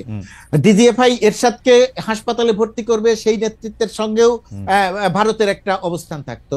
আর এখন ভারত প্রতিদিন বলে যে বাংলাদেশে একটা ইনক্লুসিভ নির্বাচন লাগবে, নির্বাচিত সরকারের সঙ্গেই সম্পর্ক তৈরি হবে। এটার মানেটা হচ্ছে যে শেখ হাসিনার পতন এবং সেই পতনের পরে ডক্টর ইউনূসের ক্ষমতা নেয়া, বা এইখানে যে একটা বিপ্লব হয়েছে, এখানে যে একটা গণ অভ্যুত্থান হয়েছে, এইটা ভারত কোনো অবস্থাতেই মানতে পারে না। মুর্তজা ভাই, আমি আসলে এই প্রশ্নের লেসটা একটু ডক্টর রহমানের কাছেও জানতে চাই, জাহিদুর রহমানের কাছেও জানতে চাই যে ইনক্লুসিভ ইলেকশন হলে অসুবিধা কি? মানে আওয়ামী লীগ মানে এখন আরেকটা দেশ যখন আরেকটা দেশের নিয়ে কথা বলে, ইনক্লুসিভ ইলেকশন ছাড়া বলবে কি? দেখেন ইলেকশন তো ইনক্লুসিভই হতে হবে। আমিও চাই ইলেকশনটা ইনক্লুসিভই হবে, সব দল অংশ নিবে। এখন বিষয়টা হলো যে তাহলে কি আমি বলতেছি যে আওয়ামী লীগ অংশ নিবে? আওয়ামী লীগ অংশ নিবে কি নিবে না সেটা পরের আলোচনা। আমারও একই রকমের প্রশ্ন, শেখ হাসিনা সহ যে হত্যাকাণ্ড ঘটায় যে পালাইছে, এই তাদের তো বিচার হইতে হবে, তাদের বিচার হবে, আর বিচারের প্রক্রিয়া চলবে, নির্বাচন হবে। তো নির্বাচন হবে, সেই নির্বাচনে আওয়ামী লীগের যদি ধরেন শেখ হাসিনার যদি শাস্তি হয়ে যায়, তো এখন শেখ হাসিনার শাস্তি হয়ে গেলে আওয়ামী লীগ অংশ নেবে। এখন সরকারের তো ওই দায় পড়বে নাই যে বিশেষ বিবেচনায় শেখ হাসিনাকে বলবে ঠিক আছে তোমার শাস্তি হয়েছে, তবুও তুমি নির্বাচন করো। শেখ হাসিনার বিচার হবে, আরো 10 জনের বিচার হবে, শাস্তি হলে শাস্তি হবে, শাস্তি না হলে বের হয়ে আসবে। আর আওয়ামী লীগ যদি নির্বাচনে অংশ নেয়, তাহলে আওয়ামী লীগের তখনকার যে নেতৃত্ব, সেই নেতৃত্ব বলবে যে আমি এখন আমার নেতা আমি এখন নির্বাচনে অংশ নিতে চাই। তখন যদি তাকে নির্বাচনে অংশ নেওয়ার সুযোগ দেওয়া না হয়, তখন যদি বলা হয় না তুমি অংশ নিতে পারবে না, তখন হয়তো আমি সরকারের থেকেও সরকারের বিরুদ্ধে কথা বলবো। কিন্তু সেরকম পরিস্থিতিতে এখানে নাই। সুতরাং নির্বাচন তো সব দলের অংশগ্রহণই হতে হবে, এটা তো সবারই কথা। কিন্তু ভারতের কথাটাকে আমি আলাদা করে বলছি কেন? বলছি এই কারণে যে ভারত শেখ হাসিনার পতন হয়েছে, তার যে কমফোর্ট জোন, সেইটা সে মানতে পারছে না। শেখ হাসিনার কমফোর্ট জোন চলে গেছে, সেটা অতীত, সেটা আর কখনো ফিরে আসবে না। কিন্তু এখন যারা আছে, ভবিষ্যতে যারা আসবে বা এখন যারা আছে, তাদের সঙ্গেও যে তার একটা কমফোর্ট জোন তৈরি হতে পারে, ভারত এই চেষ্টাই করছে না। এইটা আমাকে বিস্মিত করছে। ওকে, আমি ভারত প্রসঙ্গে নিশ্চয়ই ডক্টর জাহিদ কিছু বলবেন, আমি প্রশ্নটি করে রাখি, প্রসঙ্গটি এনে রাখি। সেটা হচ্ছে যে সেনাপ্রধানের বক্তব্য, সেনাপ্রধানের বক্তব্য নিয়ে খুব একটি আলোচনা আসে। অনেকে সেনাপ্রধান এবং সরকার প্রধানের মধ্যে এক ধরনের কি বলে ক্ষমতার দ্বন্দ্ব দেখতে পাচ্ছেন। কেউ কেউ বলছেন যে ওয়াকার আর ইউনুস একসাথে থাকা দরকার নাই, তাইলে যেই সুইং হবে সেই সুইং আমরা সামলাতে পারবো না। ডক্টর জাহিদুর রহমান। আসবো ভারতের ব্যাপারে একটু বলি। আপনি যে বলছিলেন যে অন্তর্ভুক্তিমূলক বলার সমস্যা কি আছে, মানে কিছুটা সমস্যা তো আছে। আবার যেহেতু ইন্টারন্যাশনাল পলিটিক্স এবং জিও পলিটিক্স এর একজন মোটামুটি মনোযোগী ছাত্র আমি, তাই আবার অবাকও হই না। আসলে একটা দেশের তেমন কোনো পলিসি নাই। আমাদের একটু খটকা লাগে বা খারাপ লাগে, আমরা মানুষ তো দিনের শেষে। মানে বাংলাদেশ সম্পর্কে শেখ হাসিনার কালে যখন ভারতকে জিজ্ঞেস করা হতো, ভারত গণতান্ত্রিক বা অন্তর্ভুক্তিমূলক নির্বাচন এগুলো কোনোদিনও বলে নাই। ভারত স্থিতিশীল, শান্তিপূর্ণ উন্নয়ন করছে, এরকম তারা নিজেদেরকে কারেক্ট করছে, তারা কারেক্ট করছে একদম। মানে আসলে এটাই ঘটে। আমি ওই প্রায় বলতাম যখন আসলেই কিন্তু গত 15 বছরে বারবার বিএনপি জামাত ইলেকশনে অংশ নিতে পারবে কিনা এই প্রসঙ্গটা ধরে বা ইঙ্গিতে করে ভারতকে যখন এই প্রশ্ন করা হইতো, ভারত বলতো এটা তাদের নিজেদের ব্যাপার। এখন আসে হচ্ছে যে অন্তর্ভুক্তিমূলক প্রশ্ন। এখন তারা ভালো হয়েছে এটা আমরা বলতে পারি না। তারা চাইতো যে তার বারবার বলতো স্থিতিশীল, মানে শেখ হাসিনার মতো একটা বিভৎস ডিক্টেটরও যদি বাংলাদেশকে অ্যাপারেন্টলি স্থিতিশীল, মানে ভারতের কাছে স্থিতিশীল মানে হচ্ছে ভারতের স্লেভ করে রাখা যাবে, সেটাই তারা পছন্দ করেছে। এটা এই কারণে একটু খটকার ব্যাপার আছে আর কি। সো আবার এটাও সত্য, প্রত্যেকটা দেশ তার স্বার্থের মতো। আমি একটু যোগ করে লোভ সামলাতে পারছি না। যখন আমেরিকা বাংলাদেশে গণতান্ত্রিক ব্যবস্থা, বিশেষ করে নির্বাচন ভালো করার জন্য চাপ দিচ্ছিল 2022-23 এই সময়গুলোতে, তখন আমি প্রায় বলতাম এটা আসলে কেন আমরা তার পক্ষে বা আমরা কেন মনে করছি, ওর সাথে আমার স্বার্থটা তখন মিলছে। এই আমেরিকায় 60s-70s এর ডিক্টেটরকে পেট্রোনাইজ করতো। মানে এই মাটিতে আইয়ুব খান কেন এসেছিল আসলে, কারণ আমেরিকা পেট্রোনাইজ করেছে। সে চেয়েছে ডিক্টেটর থাকলে, গণতান্ত্রিক ব্যবস্থা না থাকলে কমিউনিজম মাথা চাড়া দিতে পারে না, কারণ তখন ইয়াংরা প্রচুর কমিউনিস্ট হয়ে উঠছিল। আর এখন আমেরিকা দেখছে যদি ডিক্টেটর থাকে সে রাদা চায়নার দিকে চলে যায়, সুতরাং এখন সে তার গণতন্ত্র যে ব্যবস্থা, আমি বাইডেন ডক্ট্রিনের কথা বলছি, তো এই ব্যাপারগুলো স্বার্থের সাথে, সুতরাং এগুলো পাল্টাতেই পারে, সেটা ঠিক আছে। কিন্তু ওই যে বললাম ভারতের ক্ষেত্রে সমস্যাটা অন্য একটা জায়গায়। ভারত আসলে জেনুইনলি ফিল করছে না। আমি যদি কম্পেয়ার করি চায়নার সাথে, চায়নাও কি শেখ হাসিনার পক্ষে ছিল না? 2018 সালে সোনার নৌকা ছিল না, কিন্তু চায়নাকে দেখেন, সে খুব দ্রুত হাসিনা যে পরাজিত এবং হাসিনা যে একটা লায়াবিলিটি, নতুন যে শক্তিটা এখন আসছে সামনে বাংলাদেশের পলিটিক্যাল স্ফিয়ারে, এই হাসিনা বিরোধী যে শক্তিটা কাজ করবে তার সাথে সে সম্পর্ক তৈরি করার জন্য সর্বোচ্চ চেষ্টা করছে। ঠিক এই জায়গাটাতেই হয়তো প্রবলেম। আমরা বলছি না চায়না হতে হবে, হাসিনাকে হাতে তুলে দিতে হবে, আমি জানি ভারত এটা অ্যাফোর্ড করতে পারে না, কিন্তু আমাদের সাথে একটা ওয়ার্কিং রিলেশনশিপ তৈরির মতো যখন চেষ্টা করে না, এবং অন্তর্ভুক্তিমূলক বলার মাধ্যমে যখন আওয়ামী লীগকে সে পুনর্বাসনের একরকম চেষ্টা হচ্ছে বলে মনে হয়, সেটা মানুষের কাছে খারাপ লাগে। সেটা একটু সেনাপ্রধান প্রসঙ্গে একটু আসবেন কিনা? আজকে অনেক, মানে যদিও তারাবির নামাজ চলতেছে, আমাদের অনুষ্ঠানটা 9টায় না হওয়ার ব্যাপারে অনেকে 10টায় করতে বলছিলেন, কিন্তু আসলে বারবার অনুষ্ঠানের সময় চেঞ্জ না করে, তবু আমরা এটা ভাবতেছি, আমরা এটা করবো, এটার জন্য বলে রাখতেছি। কিন্তু অনেক দর্শক আসলে দেখতেছেন, খুবই ইন্টারেস্টিং মন্তব্য করতেছেন, পড়ার লোভ সামলাতে পারতেছি না। এখন পড়াটা ঠিকও হবে কিনা এটা বুঝতে পারতেছি না। যাই হোক, একটু পড়েই ফেলি। আব্দুল কবির মোল্লা, ভারত বাংলাদেশকে স্যাংশন দিয়ে রেখেছে 5 তারিখের পর, এই ব্যাপারটা 3 পণ্ডিত বুঝতে পারছেন না, তাহলে তারা কি আন্ডার সাংবাদিক? ইন্টারেস্টিং। আমি সাংবাদিক না।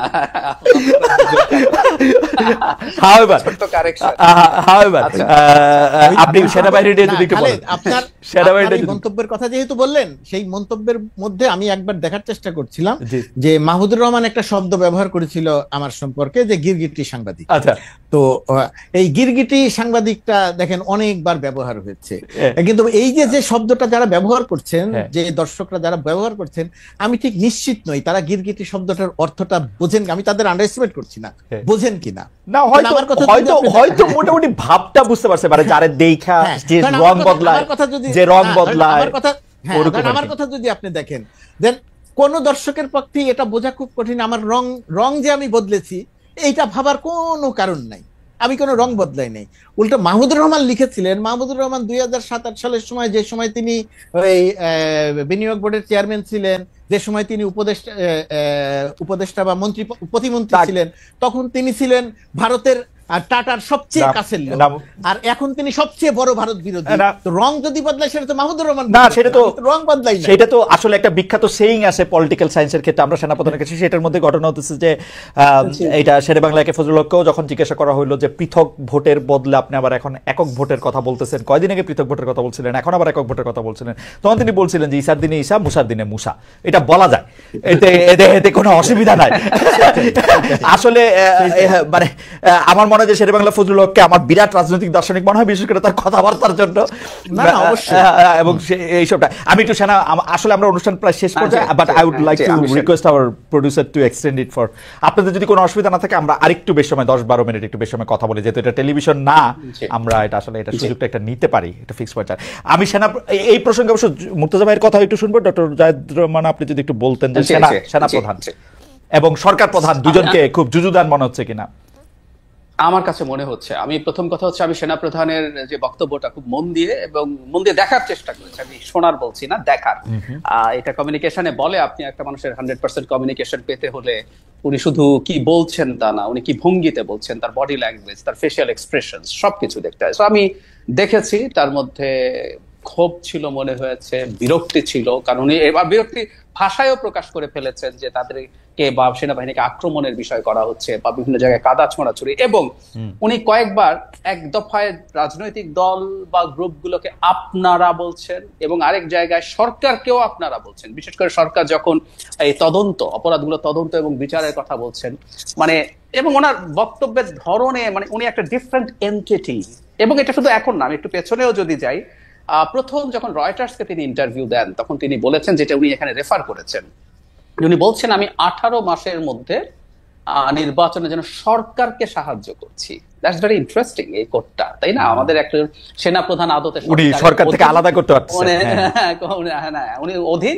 তবে আবার আমি এভাবেও একটু দেখতে চেয়েছি যে আমাদের আসলে একটা ভিন্ন পরিস্থিতি এখন আছে, যেখানে সেনাবাহিনীর সম্ভবত এটা আমরা ধরে নিতে পারি কিছুটা ডিফারেন্ট একটা অবস্থান আছে। তো যাই হোক, তার এই বক্তব্য যখন হলো নির্বাচন বা সবকিছু নিয়ে, আমি প্রধান উপদেষ্টাকে যখন জিজ্ঞেস করলো বিবিসি বাংলার পক্ষ থেকে, বিশেষ করে যখন কাদা ছোঁড়াছুঁড়ি নিয়ে সভরেন্টি আমাদের কোনো হ্যাম্পার্ড হতে পারে কিনা, একটা পর্যন্ত স্বীকারও করলেন, এবং হুইচ ইজ ভেরি রাইট। আমরা এই ক্রাইসিসের সময় যদি প্রচুর নিজেদের মধ্যে বাদানুবাদ এবং সংঘাতে জড়িয়ে পড়ি সেটা সমস্যা হবে। কিন্তু আমি খেয়াল করলাম আমাদের প্রধান উপদেষ্টা শুরু করেছেন একটু বিরক্তি দিয়ে, যে তার বক্তব্য এন্ডোর্স করা বা না করা তার কোনো ব্যাপার না, এখানেও কিন্তু জি আমার মনে পড়েছে নিশ্চয়ই। আমার মনে হয় যে আপনার বিশ্লেষণের পরিপ্রেক্ষিতে আমি একটু জনাব গোলাম মুর্তজাকে শুনতে চাইবো যে সরকার প্রধান এবং সেনা প্রধান কি আসলে মানে আমি কি বলবো, তারা দুই জায়গা থেকে বাংলাদেশকে দেখতেছেন কিনা, দুইটা ভিন্ন ডাইমেনশন থেকে। সেনাপ্রধান খুব সহজেই ডক্টর ইউনূস বলতেছেন, শেখ হাসিনাকে শেখ হাসিনা বলতে পারতেন আসলে। এই যে সেনাপ্রধানের যে বক্তব্যের যে ব্যাখ্যাটা বা যে কথাটা আপনি করলেন বা যে ব্যাখ্যাটা জাহিদ ভাই দিলেন, এই জায়গাটাতে এটা ভাবার খুব বড়ভাবেই সুযোগ আছে যে দেখেন সরকারের অংশ সেনাবাহিনী না, স্বাভাবিকভাবে সেনাবাহিনীর জায়গায়, এটা একটা ব্যাপার। আর এর বাইরে সামগ্রিকভাবে বাংলাদেশ, সেই বাংলাদেশের একজন প্রধানমন্ত্রী বা প্রধান উপদেষ্টা, তার আওতায় তো সবাই, সেনাবাহিনী তো তার বাইরে না, সেনাবাহিনী তো তার ভেতরে। সুতরাং সেরকম একটা জায়গা থেকে সেনাপ্রধান যখন ওই বাচন ভঙ্গিতে যখন বোল্ডলি বলেন 18 মাসের মধ্যে নির্বাচন, আপনারা এটা পারছেন না, আপনারা হানাহানি করছেন, আমার কাছে মনে হয় যে সেনাপ্রধান এই কথাটা বলতে গিয়ে সেনাবাহিনীকে এবং সেনাবাহিনী প্রধান নিজেকে একেবারে সম্পূর্ণ সবকিছু থেকে আলাদা করে তারপরে কথা বলছে। কিন্তু বিষয়টা তো তা না।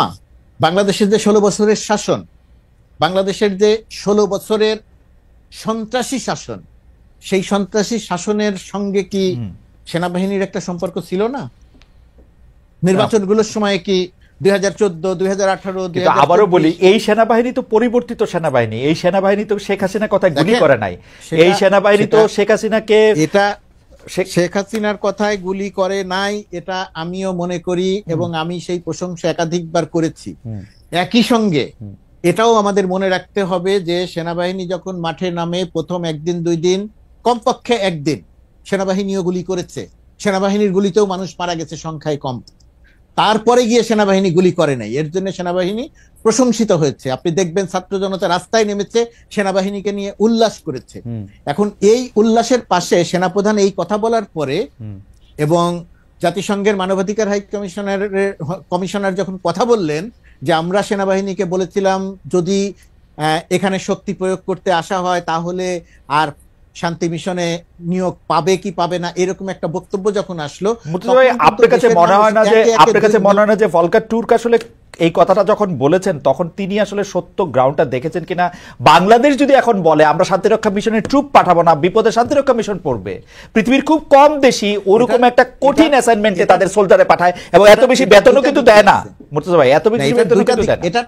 এটার খালেদ, এটার দুইটা দিক আছে। বাংলাদেশ ছাড়া, বাংলাদেশ যে পরিমাণ যে সংখ্যায় শান্তি মিশনে যায়, এখন পর্যন্ত জাতিসংঘের কাছে এর কোনো বিকল্প নাই। বাংলাদেশ না গেলে নিঃসন্দেহে বিপদে পড়বে, নাই বিপদে, একটা দিক। আর একটা দিক হচ্ছে এই শান্তি মিশনে যাওয়ার ক্ষেত্রে একেবারে সিপাহী থেকে শুরু করে উপর পর্যন্ত যেভাবে আছে, এবং আপনি যেটা বলছেন যে অনেক টাকা দেয় না, সামগ্রিকভাবে যে বেতন, যে সুযোগ সুবিধা, তার চেয়ে অনেক বেশি টাকা পাওয়া যায়। জীবনের ঝুঁকি নিয়ে মানুষ সেখানে যায়। সেই কারণে শান্তি মিশনে যাওয়াটা আমাদের সামরিক বাহিনীর এখন একটা বড় জায়গা। সুতরাং সবাই প্রত্যাশা করে যে আমি সেই জায়গাতে যাব।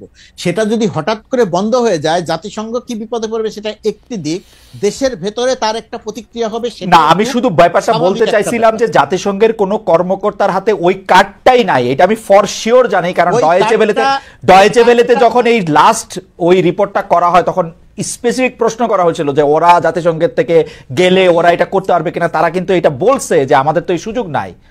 বাংলাদেশের শেখ হাসিনার আর্মি অন্যায় করতেছে, র‍্যাব করতেছে, আয়নাগর করতেছে। এই আলোচনাটা অন্যদিকে চলে গেল। বাট আমি ওই ডয়েচে ভেলের যে রিপোর্টের কথা বলছেন, এবং আমি নিজেও পুরো ব্যাপারটা জানি, আপনার সঙ্গে আমি একমত। কিন্তু আমি যেটা বলছি, যদি কোনোভাবে এই প্রসঙ্গটা আসে তাহলে দেশের ভেতরেও একটা প্রতিক্রিয়া হবে। আমি শুধু সেইটা বলার চেষ্টা করি। ওকে, আমার মনে হয় আপনার পয়েন্ট ঠিক আছে, ঠিক আছে। আর এই কারণেই সেনাপ্রধান যে কথা বলেছেন সেই কথার একই সঙ্গে তার সেই কথার অনেক প্রশংসার জায়গা আছে, বা একই সঙ্গে তার কথা নিয়ে নানা রকমের আলোচনারও ব্যাপার আছে। বিশেষ করে সরকারের সঙ্গে বা সরকারের বাইরে থেকে তিনি সরকারকে ডমিনেট করছেন কিনা কোনো কোনো সময়, এই ব্যাপারগুলো আছে। যেমন ওই সময় ধরেন আরেকটা জিনিস খুব গুরুত্ব দিয়ে আলোচনা হয়েছিল, সেনাপ্রধান যে দায়িত্ব নিয়ে যে বোল্ডলি কথা বললেন, সেনাপ্রধান যদি একবার শুধু বলতেন যে 626 জন ক্যান্টনমেন্টে আশ্রয় নিয়েছিল, সেই 626 জন গেল কোথায়? আমার কাছে আমার মনে হয় যে মুর্তজা ভাই, আমরা সেনাপ্রধানকে এটা অন্ততপক্ষে 10 বার 5 বার, সেনাপ্রধান তো আর আমাদের সাথে কথা বলেন নাই, যাদের সাথে কথা বলেছেন তারাও আসলে চেষ্টা করেছেন, এটা বলতে চেষ্টা করেছে। কিন্তু সরকার প্রধানেরও কিন্তু ব্যাখ্যা দেওয়া উচিত এই 626 জন, কারণ সেনাপ্রধান তার অধীনে চাকরি করেন। সরকার প্রধানও কিন্তু এটা নিয়ে কোনো কথা বলেন নাই আর কি এই পর্যন্ত আমরা দেখি। আমার কাছে এইটা নিয়ে 2 পয়সা হলো, আমি শেষ প্রসঙ্গে চলে আসছি, এটা নিয়ে 2 পয়সা হচ্ছে সরকার প্রধানকে এরকম মনে হচ্ছে বলেই সেনাপ্রধানকে একটু অমিত বিক্রম মনে হচ্ছে কিনা সেটাও একটু দেখার জিনিস।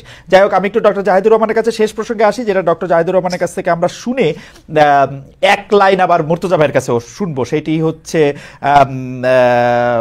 বিচার ও সংস্কার পেছানোর রাজনীতি করবেন না, যেটা হচ্ছে জনাব নাহিদ ইসলামের আহ্বান, সাবেক উপদেষ্টা, বর্তমানে এনসিপির প্রধান। আপনারা কি বিচার ও সংস্কার পেছানোর রাজনীতি করছেন বলে আপনি মনে করেন কিনা? আপনি যদি 2 মিনিটে বলেন খুব ভালো হয়। আমরা মুর্তজা ভাইকে এই প্রসঙ্গে আসলে 1 মিনিট শুনবো। আবারও আজকে যেহেতু অনেকগুলি, আমি সাধারণত এত মন্তব্য পড়ি না, আজকে যেহেতু অনেকগুলি মন্তব্য পড়লাম এবং আপনাদের সাথে আলোচনা খুব শিক্ষামূলক এবং একই সাথে আমার জন্য খুব এন্টারটেইনিং, সেজন্য আমি একটু খুশি খুশিতে তাসিন খানের মন্তব্য একটু পড়তে চাই।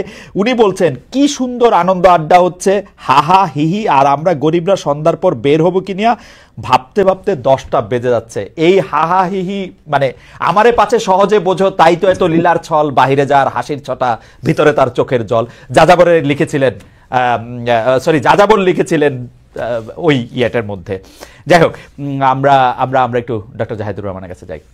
আমি হাসি নিয়ে একটা কথা একটু বলি, সেটা হচ্ছে আমরা অনেক সুখে আছি সবাই তা না, তবে একটা কথা সত্য, মানে এখন অনেকে মন্তব্য করছেন, আমি এভাবে বলার জন্য দুঃখিত। দীর্ঘ একটা ট্র্যাক রেকর্ড আমাদের তো আছে। আমি 11 সাল থেকে স্মরণ করতে পারি যখন সংবিধান সংশোধন করেছে বাংলাদেশের থেকে আমরা ফাইট করার চেষ্টা করেছি, প্রতি মুহূর্ত টেনশনে ছিল। সো এখন না, আমি অনেককে ফান করে বলতে শুনি, কিন্তু ফান না, আমাদের কোনো কষ্ট যদি আসে, যদি চিন্তা করি আপা নাই, আপা পালিয়েছেন, এটা ইটসেলফ একটা অসাধারণ আনন্দের ব্যাপার। শুধু টেনশন না জাহেদ, মুর্তজা ভাইয়ের মনে থাকবে, টেনশনের পাশাপাশি আছে গ্লানি, পচানো, সর্বোচ্চ পর্যায় থেকে এরকম করে কথা বলা, পেঁচিয়ে পেঁচিয়ে আমাদের প্রশ্ন করেন, সাধারণ প্রশ্নকেও, মানে অসম্ভব গ্লানি। কিন্তু যাই হোক, একদম তাই, একদম তাই। হ্যাঁ হ্যাঁ হ্যাঁ, আমি এখন ওই যেটা বলছিলাম তাদের রাজনীতির ব্যাপারে, হ্যাঁ মানে দুটো ব্যাপার, সেটা হলো সংস্কার, বিচার। প্রথম কথা হচ্ছে বিচার, এটা আমি মানতে প্রস্তুত, শেখ হাসিনা এবং তার সাঙ্গপাঙ্গদের যদি বিচার আমরা বাংলাদেশে করতে না পারি, সেটা এই সরকারের সময় আসলে হবে না। এই সরকার যে টাইমলাইন দিয়েছে তাতে আসলে আমি মনে করি ফার্স্ট ভার্ডিক্টটাও আসবে না, আমাদের চিফ প্রসিকিউটর যতই বলুক না কেন। আচ্ছা যদি আসেও, কিন্তু আমি হচ্ছে এদের বিচার যদি করা না যায়, বাংলাদেশ রাষ্ট্র হিসাবে আর কারো বিচার করার কোনো অধিকার রাখে না, আমি একদম সিরিয়াসলি মনে করি। ফলে এই বিচার এখন না, পরবর্তী সরকারও যদি সেটা কন্টিনিউ না করে, আমরা সেটা নিয়েও নিশ্চিতভাবে কথা বলবো। এবং আজকে এখানে দর্শক যারা আছেন তাদেরকে সাক্ষী রেখে বলছি, পরবর্তীতে নির্বাচিত সরকার যদি এটা গড়িমসি করে, perhaps I will be the first person আমি এটার বিরুদ্ধে দাঁড়াবো। ওকে, তো সুতরাং এটাকে নির্বাচনের সাথে জড়ানোর দরকার নেই। সংস্কার নিয়ে আমি একটা কথা বলি, আমি নিজে একটা সংস্কার কমিশনের সদস্য ছিলাম, আমি আসলে সংস্কারের আশা আর খুব বেশি দেখি না। কেন? সরকারটা নানা ক্ষেত্রে এত ব্যর্থতার পরিচয় দিয়েছে এবং এত দুর্বল হয়ে গেছে। সরকার যদি একটা শক্ত জমির ওপরে দাঁড়াতে পারতো, আমি সরি, কেউ বলতে পারেন যে না বিএনপি সংস্কার নিয়ে ন্যূনতম সংস্কারের কথা বলছেন, তারা কেন চাইছেন না? আমি রাদার মনে করি আসলে রাজনীতি এভাবে কাজ করে, রাজনীতি কাজ করে কোন দল কিভাবে অবস্থায়। বিএনপি এখন দেখছে মাঠে তার অবস্থান অনেক বেশি শক্তিশালী, সরকার দুর্বল।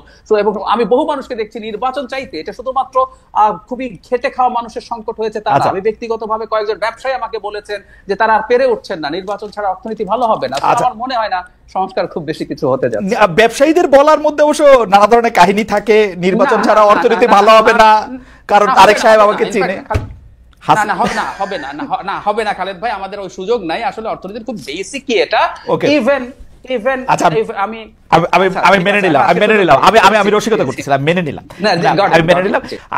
মুর্তজা ভাই, আপনি যদি 1 মিনিট বলেন, আমরা আসলে সময় পার হয়ে গেছি। আবারও একটা দর্শক মন্তব্য আপনাদের শোনাই। সাদাত বলছেন, আগে আওয়ামী লীগ ভোট দিতে চাইতো না, এখন নতুন দলই ভোট দিতে চায় না, কেন জানি মনে হচ্ছে ভাই ভাই।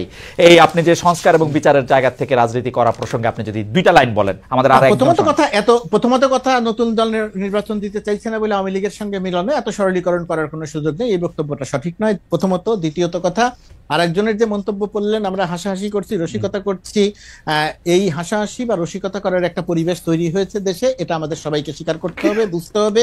ওই ভদ্রলোক যিনি মন্তব্য করছেন, তিনি যে নির্দ্বিধায় মন্তব্য করতে পারছেন, আমাদেরকেও যে গালাগালি করতে পারছেন, ডক্টর ইউনূসকে গালাগালি করতে পারছেন, তার কারণ তিনি জানেন যে তার গুম হওয়ার আর কোনো সম্ভাবনা নাই। কারণ তিনি জানেন না। এখন আমাকে আবার আমার শিক্ষকের মতো ফেসিবাদের দালাল বলেন না, কারণ আমি যেহেতু এই মন্তব্যগুলি পর্যবেক্ষণ করতাম, সেটা আমি কিন্তু দেখতাম শেখ হাসিনা প্রচুর গালি খাইতো অনলাইনে, মানে আমার মন্তব্যের মধ্যেও, মানে কিন্তু সেই সময় নামগুলি লুকাইতে হইতো, আরো কি জানি করতে হতো বা বিদেশে থাকতে হতো। এবং সেই গালির একটা বড় অংশ গালিটা দিত দেশের বাইরে থেকে, দেশের ভেতরে থেকে গালি দেওয়ার সংখ্যা অনেক কম ছিল। আমি যখন একটা টেলিভিশনে শো করতাম, টেলিভিশন শো করে রাতে 1টার সময় বের হওয়ার পরে আমি কোনোদিন একা মাইক্রোবাসে উঠতাম না, আমার সঙ্গে আরো 1-2 জন থাকতে হতো, কারণ আমি জানতাম যে কোনো সময় যে কোনো কিছু ঘটতে পারে। আমি রাতে ঘুমাতে পারতাম না, একটা ছোট্ট একটা গেটে শব্দ হলে আমার কাছে মনে হতো যে র্যাব চলে আসলো কিনা, তুলে নিয়ে যাওয়ার মতো অবস্থা তৈরি হলো কিনা। বাংলাদেশে এখন অনেক আতঙ্ক আছে। আমরা আসলে আগের চেয়ে অনেক ভালো পরিস্থিতিতে আছেন, এটা আপনি মনে করতেছেন, কিন্তু আমার সংবাদ অনেক সংকট আছে, ডেফিনেটলি আমরা অনেক ভালো পরিস্থিতি, আমার সংবাদ মাধ্যমের অনেক আতঙ্ক অনেক কম এখন। মুর্তজা ভাই, অনেক রকমের সমস্যা আছে, কিন্তু তারপরে মুর্তজা ভাই আমার একটু, আমি 1 মিনিট আমি শুধু এটা বলে রাখি যে মুর্তজা ভাই, আপনার ডক্টর জাহেদেরও আমি দেখেছি যে তিনি, মানে আমাদের অনেক শ্রদ্ধাভাজন মানব জমিনের সম্পাদক মতিউর রহমান সাহেব বলছেন যে এই সরকারের মধ্যে কি কারো কোনো অসুবিধা নাই, কারো কোনো উপদেষ্টা নিয়ে। দর্শক সম্পূর্ণ আলোচনা শুনে বুঝতে পেরেছেন যে আসলে পুলিশের আরো হার্ড হতে হবে, পুলিশের আরো কঠিন হতে হবে। আমরা দেখেছিলাম গতকালকে শাহবাগীরা পুলিশের উপর যেভাবে হামলে করেছিল, এটা কখনোই মেনে নেওয়ার মতো নয়। এই জন্য পুলিশের আরো সোচ্চার হতে হবে। পাশাপাশি থানার ভিতর গিয়ে লাইভ পুলিশকে হেনস্থা, পুলিশকে জবরদস্তি করা, এগুলো বন্ধ করতে হবে। পুলিশের মোট কথা হচ্ছে ক্ষমতা দেখাইতে হবে এবং সরকারের দৃশ্যমান কিছু পরিবর্তন নিয়ে আসতে হবে প্রশাসনের ভিতরে, যে আমরা এই পরিবর্তনগুলো করেছি, আগে এমন ছিল। কিন্তু দায়ভার শুধুমাত্র আওয়ামী লীগের উপর চাপিয়ে দিয়ে আসলে দায় সারা যাবে না। সরকারের একটা হার্ড লাইনে যাওয়া লাগবে। সেই হার্ড লাইনে দেশের মানুষ যারা বুঝতে বাধ্য হয় যে না, সরকার আসলেও পরিবর্তন করেছে।